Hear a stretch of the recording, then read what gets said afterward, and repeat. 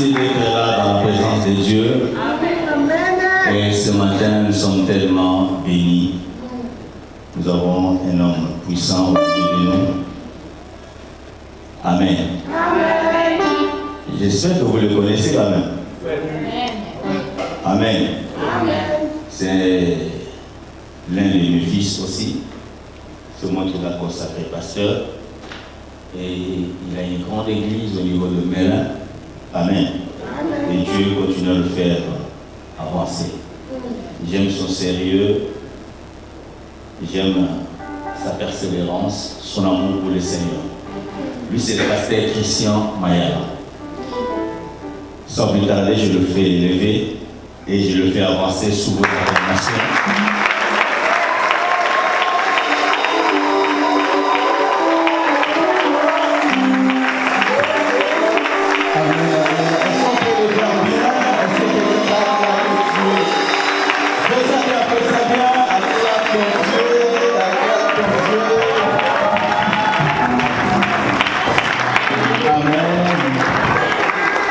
Gloire soit rendue à Dieu.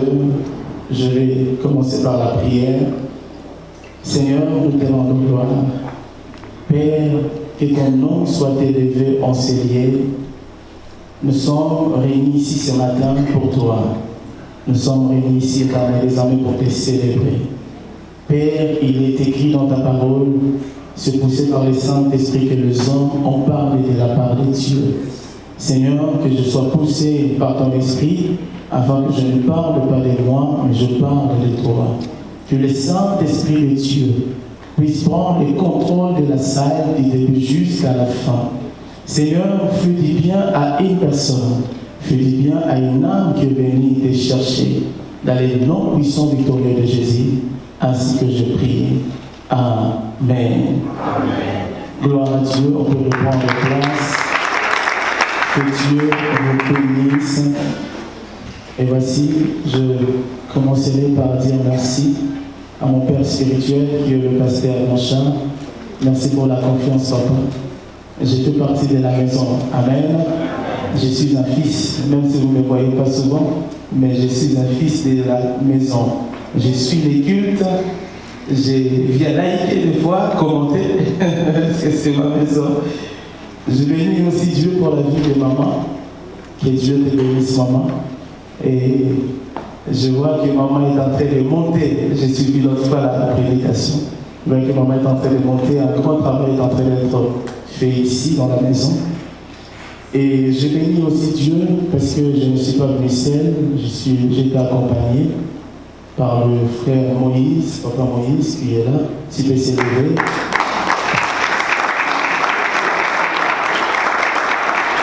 Il y a aussi papa Pagui qui est là. Et son père Dieu, merci.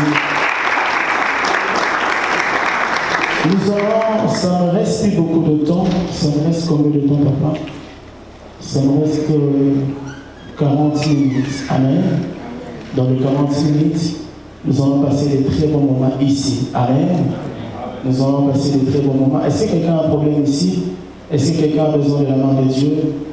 Est-ce que quelqu'un a besoin de la main de Dieu ici? Mon Dieu va faire du bien à une personne. Amen. Papa m'a dit qu'on parlait d'un thème qui m'a été donné, la prospérité. Amen. J'étais en train de méditer par rapport au thème de la prospérité. Et aujourd'hui, nous allons parler, j'ai prévu de parler de la prospérité dans les 3 dimensions. Je pense que je n'ai pas le temps de tout décortiquer, mais nous allons prendre une partie essentielle. La première lecture se trouve dans le livre de 3 Jean chapitre 1, verset 12. La deuxième lecture, c'est dans le livre de Genèse, chapitre 39, verset 6 à 1. On peut commencer par le livre de Genèse, chapitre 39, si quelqu'un peut prendre. Chapitre 39, du verset 1 à 6. Si quelqu'un peut nous aider à faire la lecture.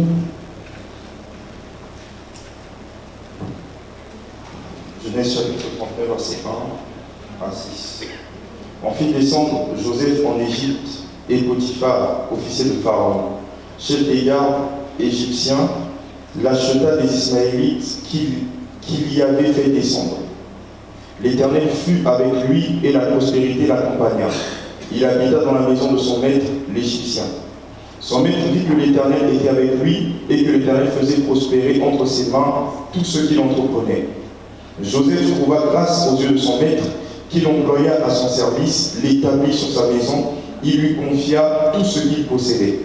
Dès que Potiphar l'eut établi sur sa maison et sur tout ce qu'il possédait, l'Éternel bénit la maison de l'Égyptien à cause de Joseph. Et la bénédiction de l'Éternel fut sur tout ce qui lui appartenait, soit à la maison, soit au champ. Verset 6. Il abandonna aux mains de Joseph tout ce qui lui appartenait, et il n'avait avec lui d'autre soin que celui de prendre sa nourriture. Or, Joseph était beau de taille et beau de figure. 3 Jean, on y va directement, 3 Jean chapitre 1, le verset 2. 3 Jean chapitre 1, verset 2. Bien-aimé, je souhaite que tu prospères à tous égards et sois en bonne santé, comme prospère l'état de ton âme. Gloire à Dieu, et nous allons commencer par le livre de 3 Jean, où la Bible déclare, l'ancien Gaius, merci pour la lecture, et le bien-aimé que j'aime dans la vérité. L'apôtre Jean parle à un bien-aimé qu'il aime dans la vérité. Il lui dit, bien-aimé, je souhaite que tu prospères à tous égards et sois en bonne santé comme prospère le temps de ton âme. Amen. Et là, nous voyons pendant que j'étais en train de méditer la parole de Dieu, c'est alors que j'étais en train de dire, je n'ai pas l'habitude de parler de la prospérité, mais je dis, c'est un exercice qui m'a été imposé, il faut que je dois le faire. Je n'ai jamais parlé, je dirais, je parle de ça, mais d'une autre manière. Pendant que j'étais en train de méditer, ça m'a beaucoup aidé, la lecture de la parole, de comprendre certaines vérités. La prospérité ici, dont fait allusion l'apôtre Jean, ce n'est pas de l'argent, c'est une autre chose. La prospérité dont il fait allusion, et nous voyons qu'il est en train de dire quelque chose que moi j'ai épinglé, où il dit, je souhaite que tu prospères à tous égards et sois en bonne santé comme prospère le temps de ton âme. Et nous voyons que l'exemple, les modèles, c'est la prospérité de l'âme. Amen. Je ne sais pas si quelqu'un se souvient encore quand la Bible nous dit que ta volonté soit faite sur la terre comme dans les ciels. Dans cette lecture, on prend les ciels comme un modèle. Et là, l'apôtre Jean prend l'âme de l'ancien Gaius comme un modèle pour la prospérité de sa santé.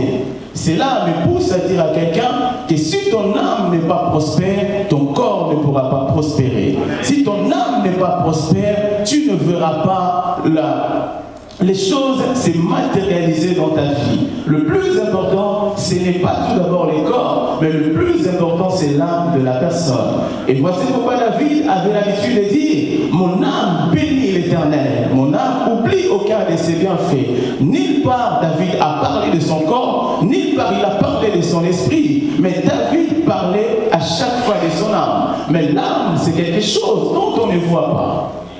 L'âme est la vraie personne qu'on ne voit jamais.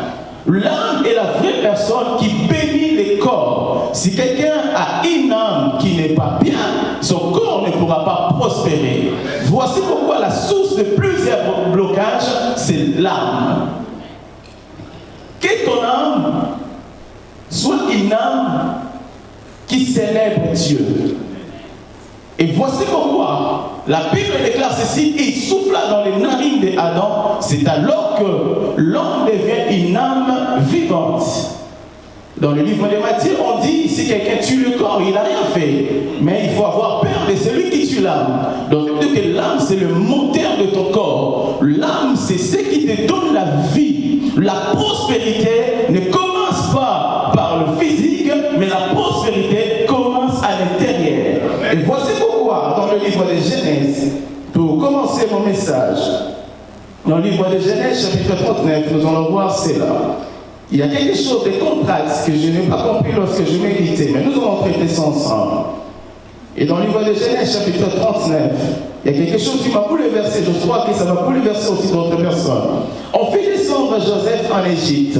Le Potiphar, le chef des gardes des Égyptiens, l'achète des Ismaélites, qui l'avait fait descendre. On commence par le verset 2, la Bible déclare ceci: l'Éternel fit avec lui. Et la prospérité l'accompagna.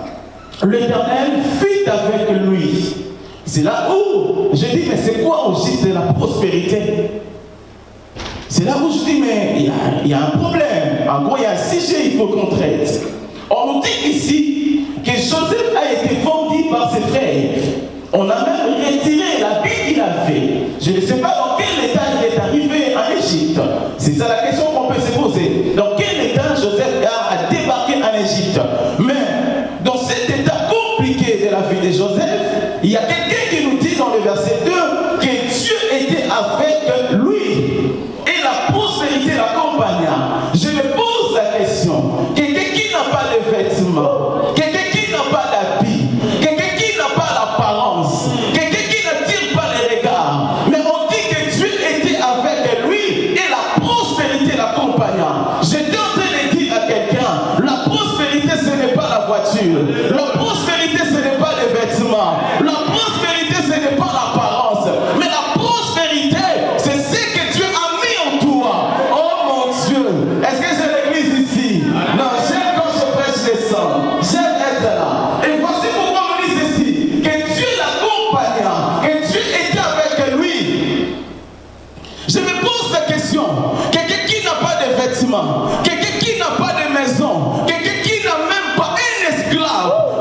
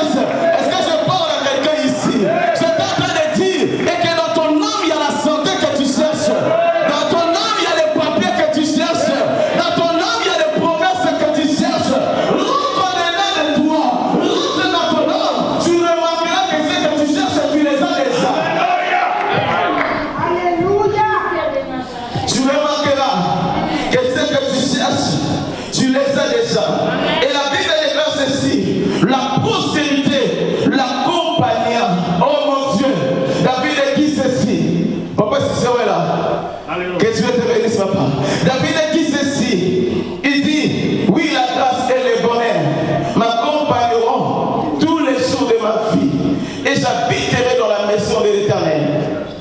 Bien-aimé de Dieu, il faut savoir, on dit, la prospérité l'accompagne. Je tente de dire ceci, la prospérité a des pieds, la prospérité a des yeux, la prospérité c'est une personne. Partout où tu es, la prospérité marche avec toi. Oh mon Dieu, partout où tu es, la prospérité est avec toi. Même quand tu n'as rien, même quand les gens te rejettent, je voulais dire à quelqu'un, le jour qui te rejette, ils ne savent pas qu'ils ne te rejettent pas seulement, ils rejettent Dieu et la prospérité qui t'accompagne. Oh mon Dieu, si tu me refuses, tu refuses Dieu et tu refuses la prospérité qui m'accompagne. Je suis venu ici, je suis accompagné. Si vous me refusez, vous refusez les gens qui m'accompagnent. Bien-aimé de Dieu, le jour viendront te chercher. Cette année ne se termine pas comme ça. Ou moi que je ne suis pas un homme de Dieu. Si je suis un homme de Dieu, non, ton oreille ne m'encourage pas. Ton oreille ne me pousse pas à parler. Si je suis un homme de Dieu, cette année ne se terminera pas. Le jour doit venir te chercher. Il doit reconnaître que tu es un Joseph de la famille. Est-ce qu'il y a des Joseph ici? Est-ce qu'il y a des Joseph de la famille? Les Joseph de la famille, rejetés à midi, rejetés le matin, rejetés le soir, mais la nuit, les choses se lèveront pour venir te chercher. Le temps est arrivé pour que les gens reconnaissent que Dieu est un Dieu puissant. Le temps est arrivé pour que les gens reconnaissent que tu es un Dieu qui est puissant. Voici pourquoi je n'ai pas peur d'être humilié. Je n'ai pas peur de manquer de respect. Je n'ai pas peur d'irriter les gens. Parce que je sais que le jour regarde seulement ce qu'il faut au ciel. Mais Dieu regarde à l'intérieur de la personne. Parce que je sais que ma bénédiction n'est pas par rapport à ce que l'homme voit. Voici pourquoi même quand je suis rejeté, je fais confiance à Dieu. Je souris, je mange. Les gens se posent la question. Il n'a pas de papier, mais il est joyeux. Il n'a pas de mariage, mais il est joyeux. Parce que je sais que mon âme appellera tout ce qui manque à ma vie. Oh mon Dieu. Oh mon Dieu. Voici pourquoi dans la prison, Paul, l'apôtre Paul et Silas, ils étaient capables d'adorer Dieu même quand tout était fermé. Ils étaient capables de célébrer Dieu même quand la décision n'était pas de leur côté. Ils étaient capables d'adorer Dieu. Celui qui a confiance à Dieu adorera Dieu même quand tout va mal. Celui qui a confiance à Dieu n'attend pas d'avoir une voiture pour adorer Dieu. N'attend pas d'assassiner un CDI pour adorer Dieu. Même quand il n'a rien, il aura toujours cet état d'adorateur. Il aura toujours cet état d'adorateur. Parce que mon âme bénit Dieu. Parce que mon âme est la source qui alimente, sinon je besoin. Oh mon Dieu, que ton âme continue à adorer Dieu. Même quand on te dit rejet, ton âme célébrera Dieu. Même quand on te dit tout va mal, même quand tu es diagnostiqué d'une maladie, ton âme donnera Dieu. Parce que tu sais que ça c'est le corps. Ça c'est le corps. Mais ils n'ont pas touché l'âme. Je vous laisse toucher le corps. Il a dit à Satan, tu peux toucher Job. Tu peux toucher Job. Touche ses biens. Touche sa santé. Touche même à ses enfants. Touche même à sa réputation. Mais ce que je t'interdis, c'est de toucher là où je pose les promesses. Les promesses sont posées dans l'âme de la personne. Les promesses ne sont pas posées dans le corps. Parce pourquoi il est capable de te rétablir même quand tu n'as pas bonne santé. Dieu ne pose pas les promesses en ton corps. Dieu ne pose pas les promesses en tes pieds. Parce que tu peux t'embêter du pied.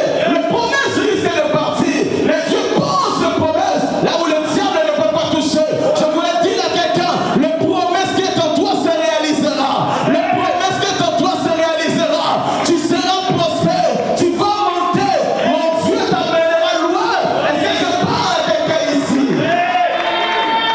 Parce que ton âme est bénie de Dieu. Tu ne trembles pas devant les problèmes. Et la Bible déclare ceci dans le verset 3. Et son maître vit que l'Éternel était avec lui. Oh mon Dieu, cette année ne se terminera pas. Les gens sauront que Dieu est avec toi. Mon Dieu, tu n'as pas. Est-ce qu'il y a des gens qui ont Dieu ici? Est-ce qu'il y a des gens qui ont Dieu ici? Est-ce que je suis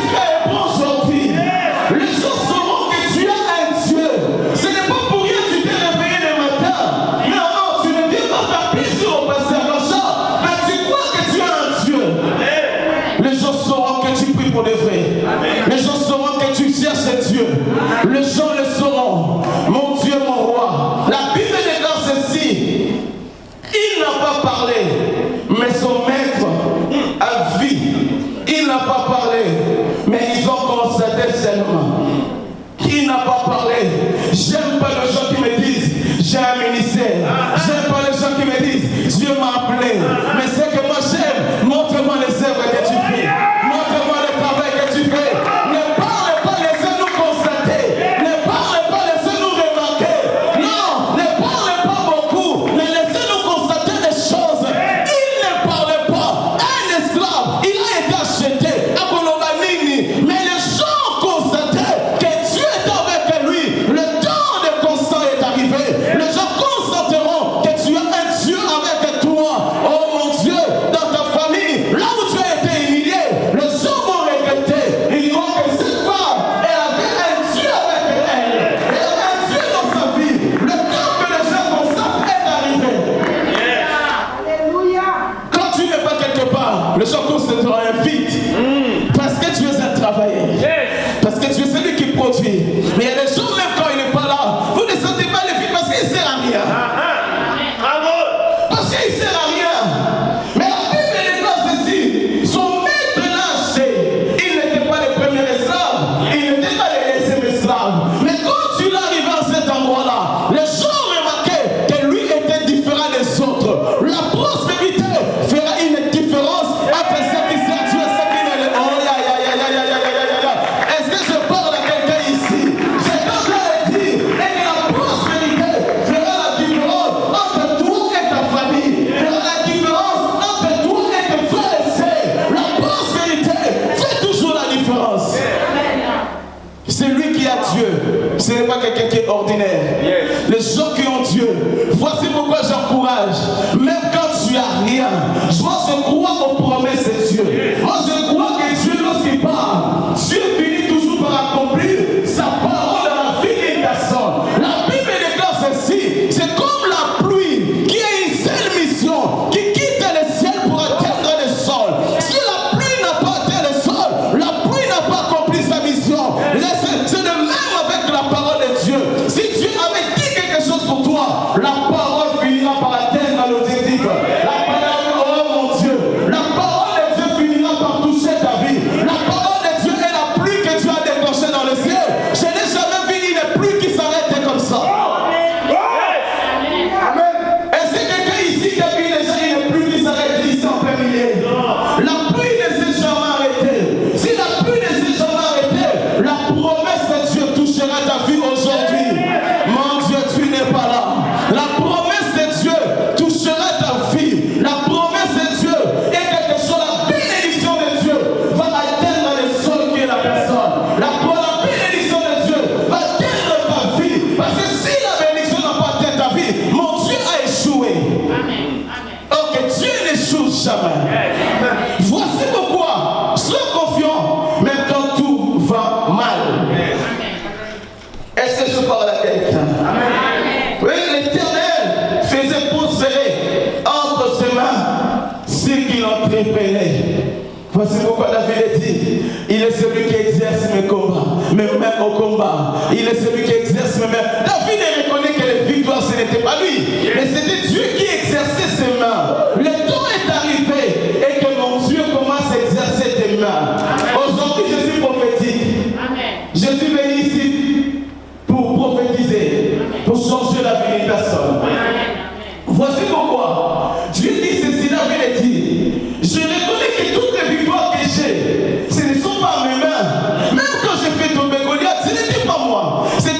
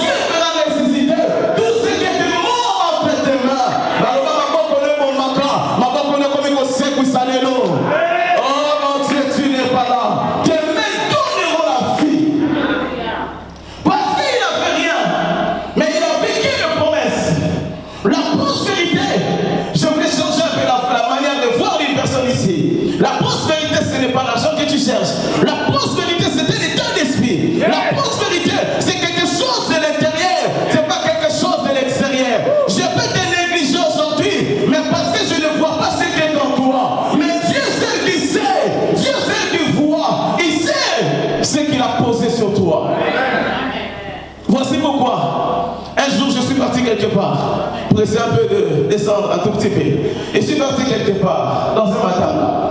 On arrive comme ça, en présentant tous les pasteurs qui étaient là. Moi j'avais juste mon t-shirt. On a présenté là tous les pasteurs. Arrivant à mon tour, on dit c'est le pasteur, c'est. La dame dit c'est mon pasteur. Les gens ils ont regardé. Ah, pasteur Néo. Ok. Ton pasteur. Ah, c'est mon pasteur. J'ai pris place, on a commencé à parler. La dame elle m'a regardé. Je dis ah, lui aussi pasteur. Ah, vraiment lui de non. Lui aussi pasteur. Ok. Je dis Seigneur, quelque chose doit se passer ici. Je ne veux pas sortir comme ça. Quelque chose doit se passer. J'ai regardé la dame, je dis maman, ils sont où tes enfants? Hein? Ils sont où? Dis-tu, on commence par quelle année?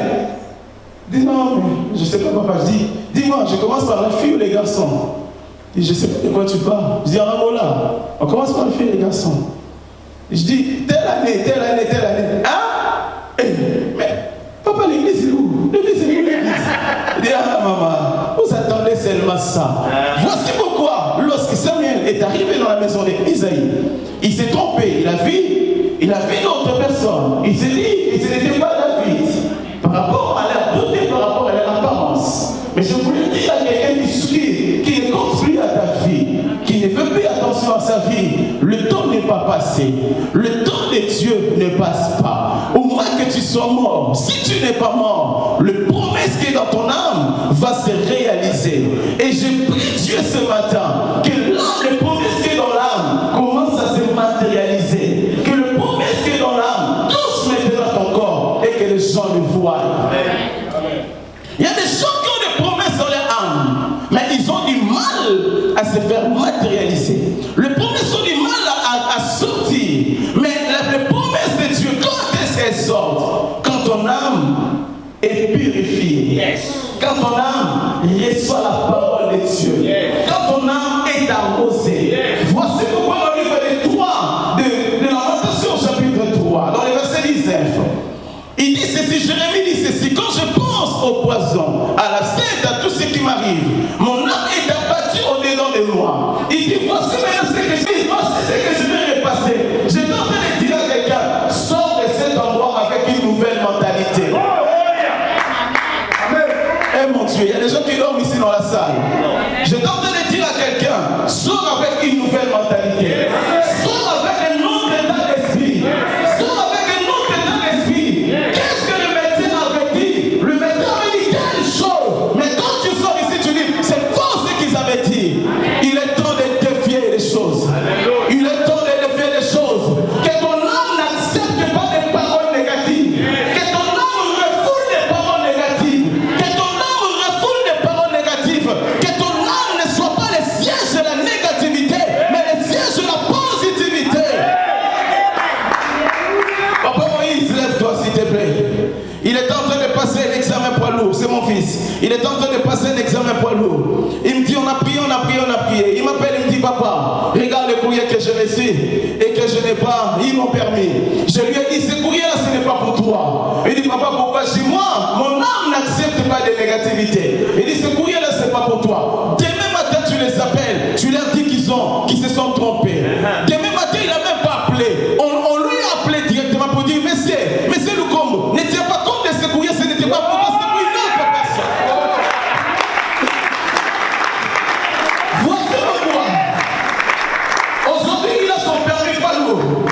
Je lui ai dit, ce n'est pas pour toi les courriers, c'était pour une autre personne. Dis passez à toi aussi ta foi. Je dis ma foi, je crois que ce n'est pas pour toi. Moi, pour moi, tu as reçu ton permis et tu l'as eu déjà. Et voici pourquoi c'est plus important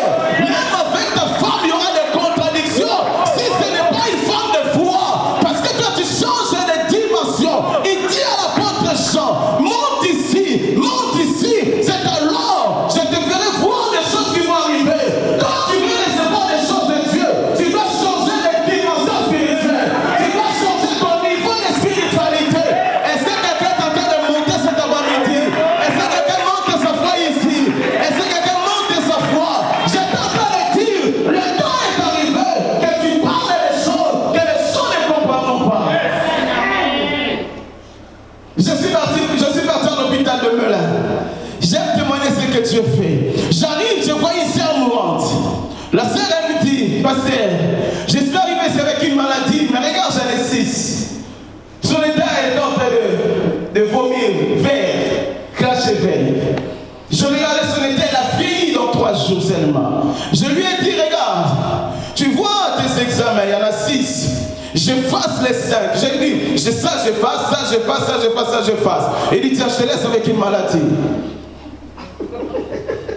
Il faut donner quand même le travail au médecin. Je lui ai dit, je te laisse avec une maladie. Il dit, parce que comment ça, j'ai les 5 là, je les ai effacés. Il dit, derrière moi, tes maladies sont effacées. Je tourne le dos, elle devrait être transférée. Je tourne le dos. Après 10 jours, elle m'appelle, il dit, papa, on m'a dit de sortir. Du coup, quoi? Ils m'ont dit que j'ai qu'une seule maladie, les autres ont disparu.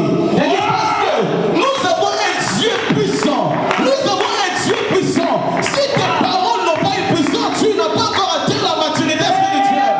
Oh mon Dieu, je ne sais pas ce que le prophète, la préfecture t'a dit, mais ce matin, Dieu change la décision de le faire. Ce matin, Dieu change la décision. Je ne sais pas ce que le médecin t'a dit, mais je voulais te dire qu'une maladie est au point de disparaître ce matin.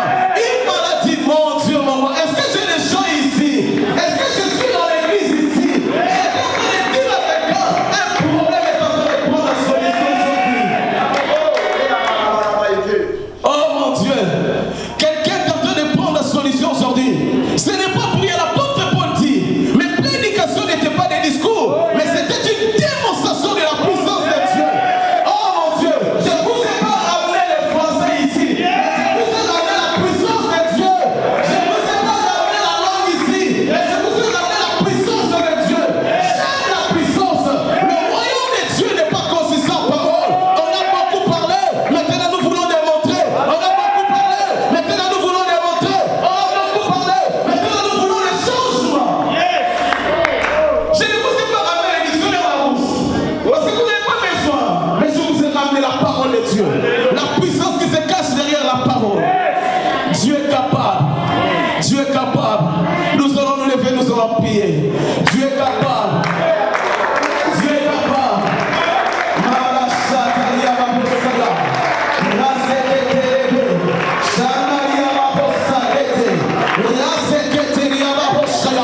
Est-ce que quelqu'un peut commencer à monter en langue ici? Tu n'as pas besoin d'un modérateur. La parole de Dieu suffit. La parole de Dieu suffit. Est-ce que quelqu'un peut commencer à prier pour son problème? Est-ce que quelqu'un peut commencer à prier pour son problème ici? Tu es en train de monter. Tu es en train de monter.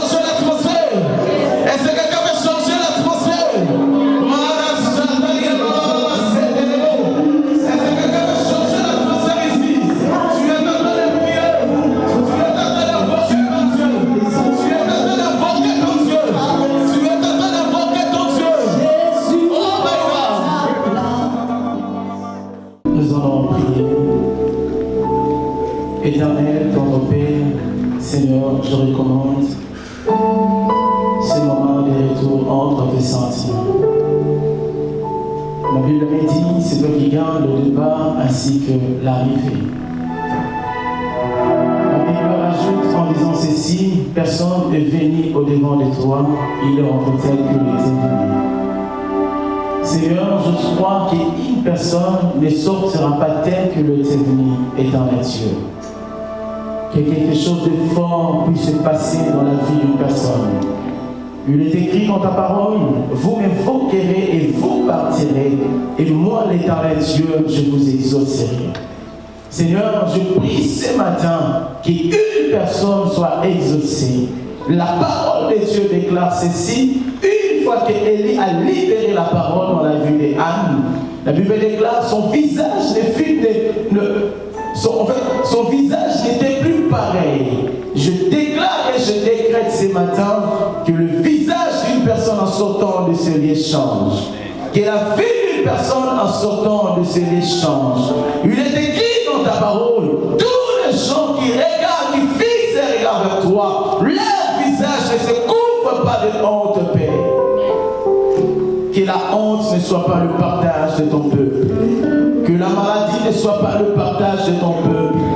Que la mort ne soit pas le partage de ton peuple. Je prie afin que ton sang, Père éternel de gloire, soit aspergé sur ce peuple éternel. Or, la Bible déclare, le sang vous servira des signes dans les maisons où vous allez être. Seigneur, bénis, bénis, bénis. Celui qui était malade, qui sort de ce lieux guéri.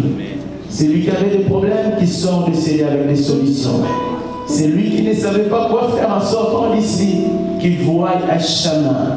C'est lui, Père éternel de gloire, qui était bloqué. Et tout ce qui était bloqué, je les débloque maintenant dans les noms puissants de Jésus-Christ. Merci Elohim. Nous allons partager le bonheur. Oui, le bonheur. Nous accompagnerons jusqu'à la fin de nos jours. Que Dieu vous bénisse et rentre dans la paix du Seigneur.